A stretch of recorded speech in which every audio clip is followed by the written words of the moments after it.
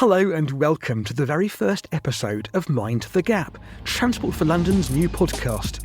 Welcome to your All Zones travel cards to get behind the scenes of the incredible transport systems that are truly the beating heart of London. Please mind the gap. You might be wondering who this is getting all enthusiastic about things like the tube at this time of the day. Well, my name is Tim Dunn, and I'm chuffed to bits to be here. I really am. I can't quite believe that TfL has actually asked me to be your guide to kick this thing off. As a historian, I've researched and written about it. I've even had the privilege of exploring most of the abandoned tube stations under our feet. As a geographer and as a Londoner, I'm interested in how our transport continues to shape our city today. What's remarkable about this podcast is it's not your normal corporate podcast. The TfL team has put quite a bit of trust into me for doing this. They've basically given me the keys and the contacts book and said, here's a microphone, off you go. Now, I love this stuff, as you can probably tell. So joining me each episode are 2 or 3 passionate experts who are just bursting to share their knowledge with us. So we're going to begin our journey, just as you and I do normally, at a tube station. I've walked across the river from home this morning and I found myself, as I so often do, at the monument in the Square Mile. And over there, I can see a vision in maquette. I know that face. It's Luke. Luke, hello. Introduce yourself. Hello. Good morning. Hi. I've got a maquette jacket on, so Tim could spot me. I am Luke, aka Tube Mapper, and I basically go around taking photographs at every London Underground station. Actually, everything on a tube map, to be specific. First of all, for anyone who hasn't seen your pictures, can you just describe them to me? What perhaps unites all your pictures under a common theme? My aim is to capture moments at the Underground, but as you know, some stations are basically a railway and a track, and then others are sort of more interesting and have great architecture. So I let the station itself inspire me, but I do enjoy certain things. So I enjoy symmetry, reflections. I love it when it rains because when it rains, rain creates a mirror on the floor, which completely changes the landscapes, changes the night. But what started you out on this tube journey? Where did it all come from? The project began just before my child was born, and I realised that I would be no longer able to, basically you're not allowed to do anything, and I wouldn't be able to capture sunrises and sunsets, which was my favourite thing. Like, if you saw the sunrise this morning, it was spectacular. Anyway, because I knew I wouldn't be able to go out, I started documenting my journey to work, share it online, and then I realised that loads of people connected with London Underground. And we're not just talking about tube enthusiasts. You've got historians, you've got tourists, you've got just generally everyday people who have memories. Because one of the beauty of the way that Transport for London operate is that they keep the stations similar, which makes them timeless. Which means when you visit them again, you're like, I remember that specific spot. That's where I was dumped. That's where I met my husband. Oh, no, I'm so sorry to hear that. I'm bringing bad things back to you this morning, clearly. Yeah, that's quite extreme. But that's how it began, because there was such response for the project. And then I started to leave slightly earlier, alternating my routes. And so the Tube Mapper project has just been this thing that's been going on slowly. And then in the end, I just had this collection of images, and I was like, what am I going to do with this? In the end, I said, let's do some books. And so the books have started, but it's all going well, and it's very exciting. What is it about the tube though, and those journeys that captured your imagination? You said it's because of your, it was the end coming up, and it was the last chance to get it. It's like last chance to get my journey to my commute to work, and last chance to see a sunset. But going on now, your pictures have a quality that shows them a real love. What is it that inspires you about the tube, really? The tube is like the heartbeat of the city of London. The tube is very efficient, and it does what it's supposed to do well. And it's actually a city in its own right. People work there, people have interactions there. It's a beautiful place for photography. As I said, capturing moments is my main theme, and it's endless moments on the London Underground. It's amazing of the experience that you have just on short journeys travelling through the Underground network. It's a museum. We've got a museum which we're functioning and travelling through. Well, let's go and see one of those bits of the museum right now, downstairs, because there's a really exciting thing that I know's down there, you know's down there, and thousands of people walk through every day and don't even know it's there. I love the power of the station and how it contrasts to the rest. One of the reasons why I say Bank is one of my favourite London Underground stations, because it has everything in it. Old, new, modern, bold, subtle. It's all here to see. But you've got something down here that you want to show me, right? Well, yeah, a couple of things. So on this platform, look at this.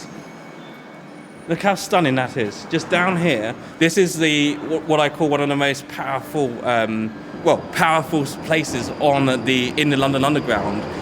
You've got these like bold royal blue circular curve pattern. It looks very modern. There's nowhere else like this on the London Underground network, is there? So what I like about this could be the entrance to basically a spaceship. It wouldn't be strange if you saw some stormtroopers and Darth Vader walking down this blue hallway, which is circular, shiny, and very modern. We're literally in space right now, and as people walk down, you can see their reflections basically curved, like elongated up the wall edge, and you'll see as the train arrives at the end of the platform, it lights up the tunnel. Like a little light show, because it's catching reflections. And so, it's an absolute beauty to watch. Customers are requested to keep their possessions with them at all times. The remnants of the past are always with us, and the nice thing about TfL's tube stations is they really try and obliterate the past. They try and incorporate a bit of the heritage, I suppose, into today to give you kind of a clue. And look, as we're walking down now, you and I both know we're walking actually where the train track was. And look, and they've kept the line there just so that people who know... Those who know. Yeah. Right, where next, Luke? Okay, we're gonna the camera out, and he's dead centre. We're going through this tunnel. Now, this is also one of my favourite walkways on the... Weird. Do you know what's funny? Couldn't you imagine a fish, like, just floating? Feels like we're walking in an aquarium, doesn't it? So we're walking through a tunnel now that connects really what I would call the main bank of tube stations along to the Waterloo City line. And it's connected by this very long, odd-shaped tunnel. So it's an odd shape because it's quite low and squat. It's clear it's dug circular, so it's been done by a machine. But as you come around the corner, something reveals itself, gets a bit larger, and look at this. There's a big archway around you, painted bright red. Right? What is this, Luke? This is the Great Head Shield. There's actually a plaque here as well, which explains exactly what it is. For anyone who's noticed it, I think everyone spots this, because it's if you've got like this sea of white and then this big red thing just hits you. It's amazing. This was what was used in the tunnelling process, and it was left over as part of history, so that people the people that want to know can know. And that's one of the other beauties of the underground. As Tim said, TfL are very good at leaving little snippets of their history just around. Now, cunningly, I've brought us down, Luke, you might have noticed, down to the Central Line platforms, because I have to go off now down to the other end of the Central Line for our next guest, which means our time with you is up. Where can people find your work? Yeah, you can find me basically online if you type in TubeMapper. I'm on Patreon, I'm on Twitter, Facebook. Yeah, you can find me on there. And my books, just type TubeMapper into any online bookstore, you can find it there. And I also do calendars as well. So just, type in TubeMapper and I pop up. He's got merch as well. Look at that, a true pro. Okay, Luke, see you soon. See ya.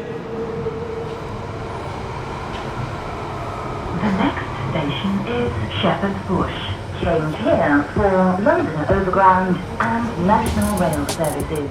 Luke has taken the tube and seen what is so beautiful about it, and he's taken the designs which we take for granted as everyday, and he's turned them all into something stunning. But how are the people who've designed the underground created this network of visual delights? Our next guest is a legend, frankly, an icon, and someone who knows how to design with Londoners and TfL's rich heritage in mind.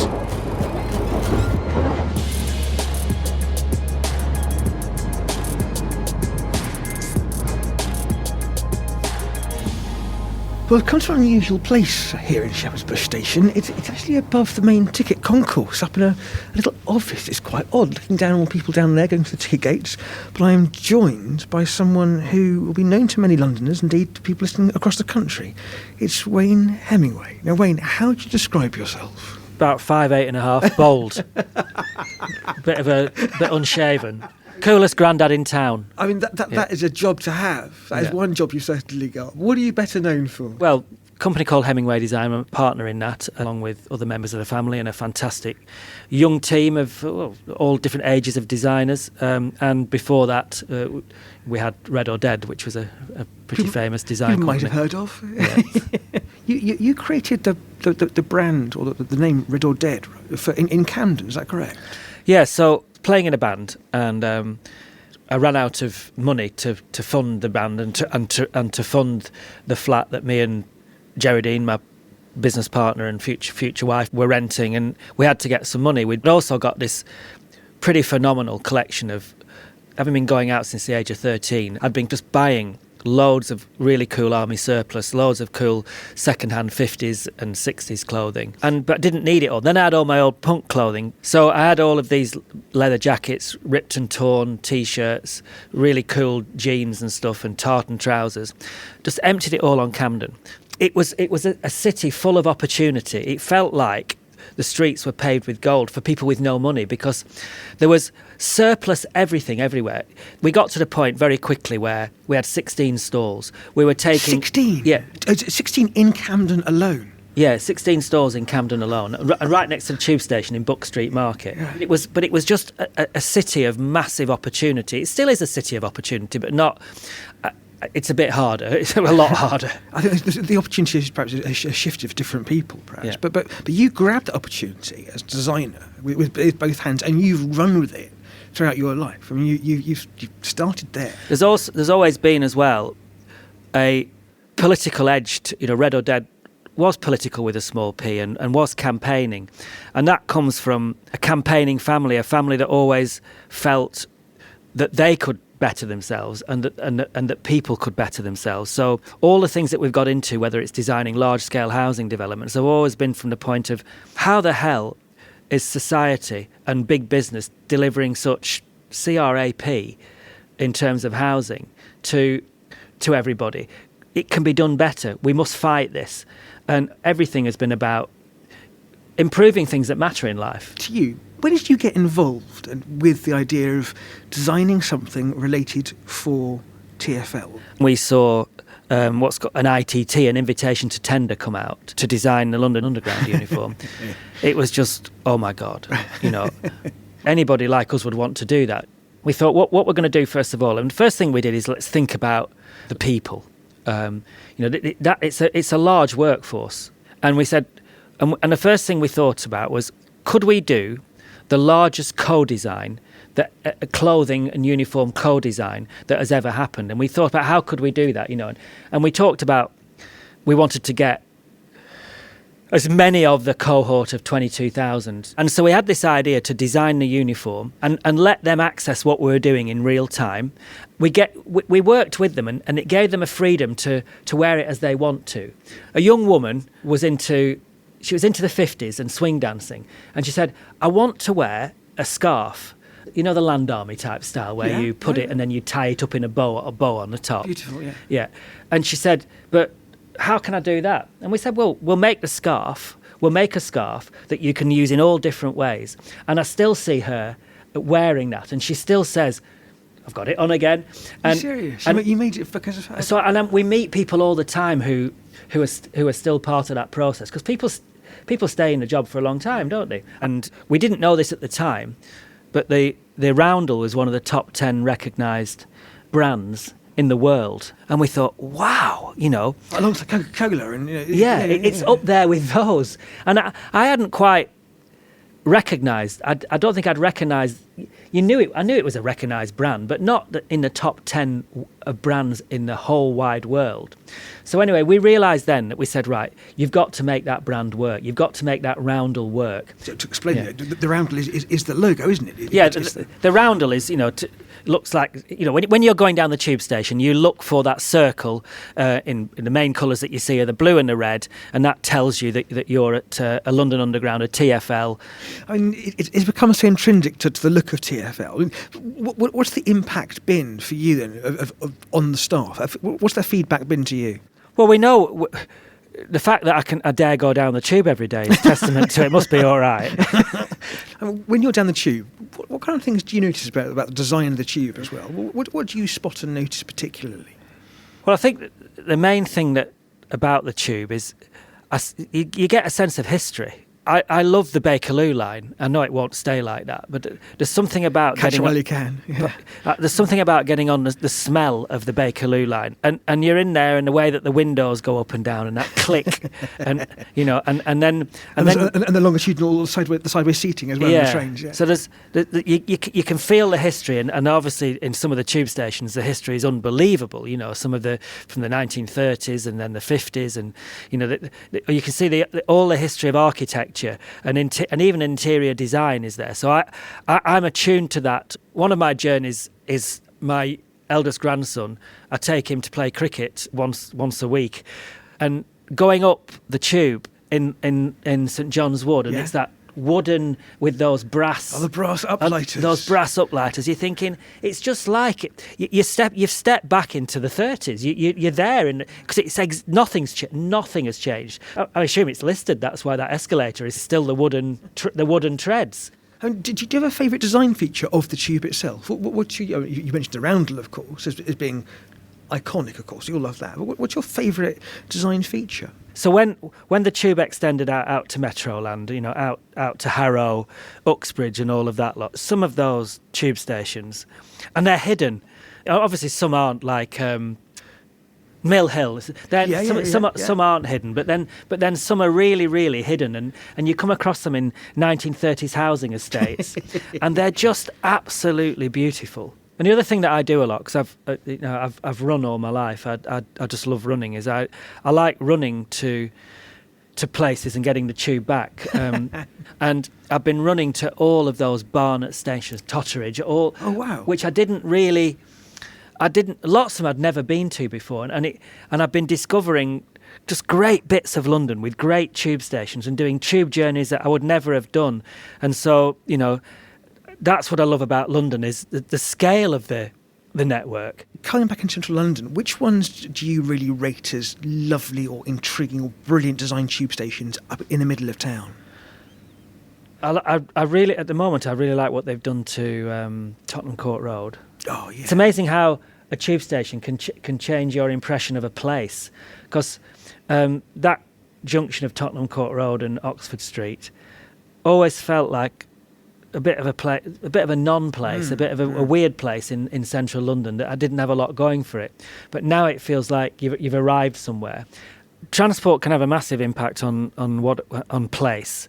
If you think about, number one, London is blessed because of the tube system, and movement creates money, creates opportunity, and so that's transport plays that massive role. Public transport is vital to quality of life and the social well-being of all of us, and that's why TFL, we're all lucky to have something that is as integrated as this, really. We are, and it's run through London like a thread, I suppose. Yeah, and I've been in London now for 44 years. All I've seen is the system get better and better and better. You obviously have a deep love of transport design, and your involvement in it shows that. But what do you think the future of TfL design might be? Well, I think the future's got to be always focused on making life easier for people. That's what it does, and it's a public service, but it's also an advert for the city. People come here. If you come here, you have to use the tube, and I think it's hard to think, and maybe one of the reasons why it is in the top 10 brands in the world is because it's hard to think of how you could come to this city and not kind of be part of the system. You're going to join that system at some stage. And so the system's got to serve the people who live here, the people who visit here. And that's, for me, why the uniform was really important, because ultimately the staff of TfL are serving this 10 million people that are here, and another, I don't know another 10 million or more that probably visit, and that's quite a responsibility. You know, it's not just brand TfL. This is brand London. If you had to do associations with London, the Roundel and the Tube would be up there with Buckingham Palace and Tower of London and Big Ben. It is like you see it on the tea towels in all the shops, don't you? It's part of what London is. On that, I think we'll leave it. Wayne, thank you so much for that. I think it's very fascinating stuff. Thank you very much indeed.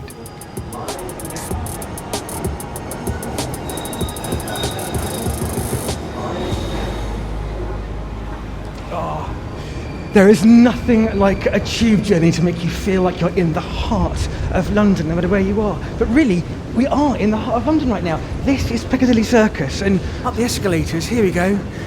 Oh, hang on, up towards up to the barriers. Oh, no, there's a familiar face. I'd like to interview now, have a chat with one of my heroes, Anne Gavacan from TfL. There she is. And what a vision of design she is. Hello, Anne. Hey, Tim, how are you? How lovely to see you. How are you doing? I'm doing great. Well, look, you've chosen to meet us here, right? And you said straight off, with no hesitation, Piccadilly Circus. But why here? I chose Piccadilly Circus because it is a showpiece station for the Underground. It opened in 1928, and it is kind of the pinnacle of design thinking for the Underground. It features so many elements of great design, and we've added new design elements to it as well. Sure, that's very good. Well, we're seeing you again soon anyway, you know that. That's very nice. We've come to the other side of that ticket booth, behind everything. So, but what's this either side of us? Why are we here? Well, you were right to talk about how busy the station was. Piccadilly Circus actually opened in 1906, 1907, and when it opened, it was used by about 1.5 million people a year. But in the 1920s, around 18 million people a year were using it, and the station was not equipped to handle that many people. So they decided to build a new station, and they dug a big hole in the middle of Piccadilly Circus. They had to move the Arrow statue, but then they created this absolutely beautiful showcase which mirrors the circus above. So the station was designed by Charles Holden, and he was commissioned to do so by Frank Pick. We're standing by this big statement piece here on the wall, and you're looking very pleased about this. In fact, this is obviously a reason you've brought us over here. There's a great big underground roundel that says Frank Pick. Not Piccadilly Circus, that's not an anagram. Just tell us, who was Frank Pick and what's his involvement down here? So Frank Pick was managing director of the Underground, but one of the most important things he did was commission design work. And he was involved with the Design and Industries Association. He was a founding member, as was architect Charles Holden. And when the Underground was expanding so rapidly in the 1920s, one of the things that Frank Pick did was commission Holden and commission architects to build stations. So Frank Pick commissioned Holden to design this particular station. He gave Holden the commission after Holden had done the Northern Line extension to Morden, and he was very pleased with the work he had done there because he created kind of statement pieces. You cannot miss those stations. Well, because Charles Holden was known, wasn't he, for designing hospitals beforehand. These kind of very sort of clean, bright, airy, hygienic spaces that were so different to the railways of old. And I guess maybe perhaps Pick saw that in Charles Holden and thought, I want that kind of cleanliness for my new electric railways. What Pick needed, he said, what is a station? This is my favorite quote from Pick, and I have it as my email signature. What is a station? An inviting doorway in an architectural setting that cannot be missed by the casual pedestrian.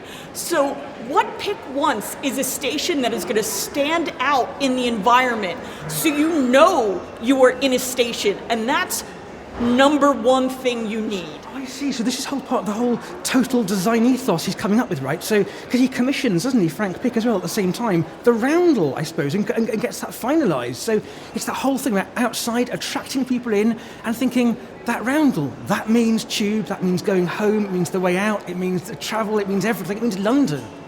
So Pitt commissions the roundel in 1908. He commissions the Johnston typeface in 1916. He's working to commission posters that link the Underground to some of the London's attractions. So he's really trying to brand the Underground with London, and it is a total design piece. So there's really integrated design in everything that we do, and stations are one part of that. You should feel the Underground in the station. You should feel the Underground as you have the elements of the station. And I can feel the Underground in you standing here in front of me now. I mean, you live and breathe this stuff. But there's one weird thing though, right? One thing I've got to ask you, right? Your accent is not a London accent, right? So what has brought you here to fall in love with the Underground? So, like Charles Tyson Yerkes, who was the person who was head of the Underground Electric Railways of London, I am a Philadelphian who has come to London to seek fame and fortune with the Underground. I actually moved to London and I did a degree in urban planning.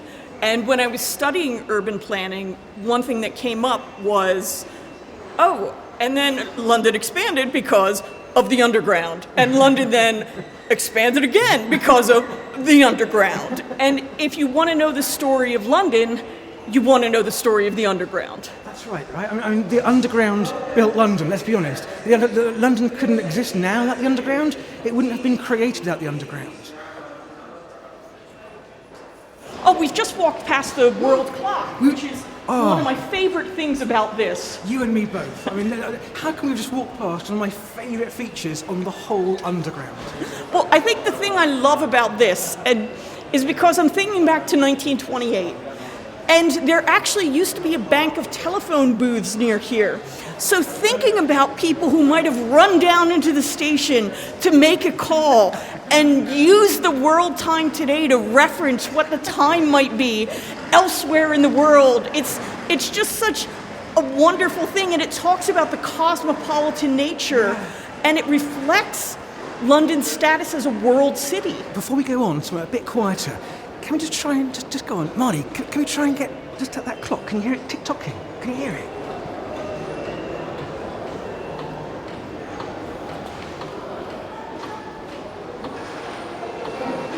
I work with the heritage team, so we have a fabulous team, and I do more of the heritage explaining, and they're focusing on the heritage maintaining and working with our project teams to make sure that when we do things like step-free access, we're doing that and working to make sure that we're building in things. And we're winning National Railway Heritage Awards for things like our adding in step-free access at places like Sudbury Town, where we match the bonding of the brick on our new lift shaft that added step-free access that matches the original bonding of the brick. And this is why I love you guys at TfL, because you think about the detail, and it's the design quality that has gone from back then to now. You're thinking about matching the brick bond so it looks like the other part of the station.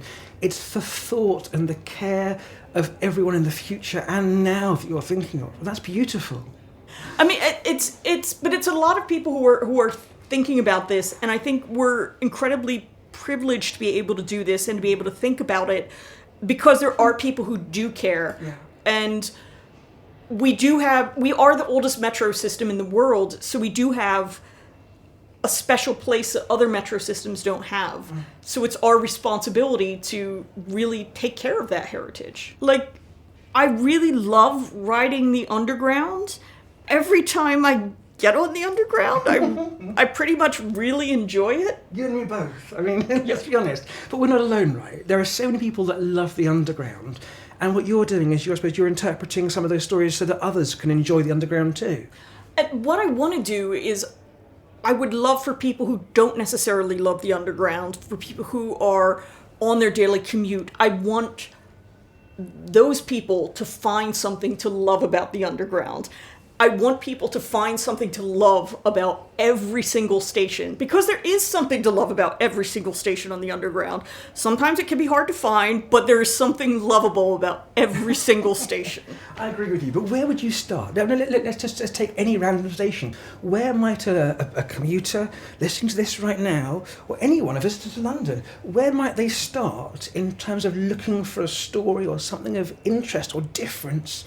I mean, if you're a commuter, you might want to start at your home station, and think about how your station is the center of your neighborhood, how your station is your gateway to your neighborhood, and what about your station reflects your neighborhood. So, for example, let's take some of Dagenham East, Dagenham Heathway, Becontree, some of these stations on the east end of the district line. Yeah. For me, these stations are really special because they reflect the Homes for Heroes program and some of the new housing that was built in those areas. I didn't know that. And the stories are really, really special. There are so many varieties of architecture and design all over the network, right? And even the new stuff down at, say, Bank and the one down at Battersea Power Station. Where can people go to find out a bit more about those buildings? So, a few years ago, we launched a thing called the London Underground Station Design Idiom, which was basically a beautiful Bible of design. And as part of that, we classified every single station into one of 20 design types. Just 20? Just 20. just 20. Just 20 design types. But one thing we're going to be launching is an architecture map where we kind of pull out some of the stations of those design types and say, hey, if you're interested, go see this station, and here are some of the things you should be looking for at that station. Oh, that's an amazing idea. At last, so people can actually go somewhere and learn about the local station and the things on their commute or their journey or their trip. They're beautiful, and I want people to see the things that we see, and I hope people gain an appreciation for the small details that exist in these stations. And thank you so much. I cannot wait to get hold of this map. If there's anyone that epitomises the joy and the love of the Underground and its design, it's you. So thank you so very much for your time.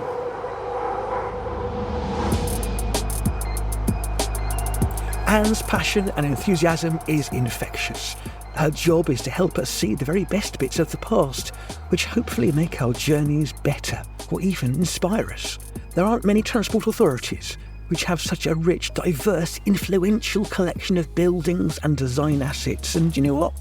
They belong not just to London, but to anyone, all of us, who travel on the tube or who can appreciate it from afar. Listening to the care that goes into something as everyday as the uniform from Wayne, it's no wonder that for people like Luke, it's a place of inspiration and beauty. So, next time you're on your commute or travelling to see a friend, I urge you just to build an extra 5 minutes into your journey. Look at the curve of the walls or read the sign on the doors and take a deeper look at the things you pass through every day. Look up at the history of your local station on a search engine. I promise you, you will learn something fascinating about the place you live or the place you're going or the place you've come from. Because the tube has made London. This first episode of Mind the Gap has almost reached its final destination. Please stay on the platform where you can download the next episode, number 2. It's more about the love of the tube via amazing innovations. Thank you for travelling with me, Tim Dunn, and remember, please always mind the gap. Mind the Gap is an 1860 production for Transport for London. The producer was Marnie Woodmeade, with some additional writing by Tim Dunn. The executive producer was Adrian Hieatt. And special thanks to the staff of TfL who've helped make this podcast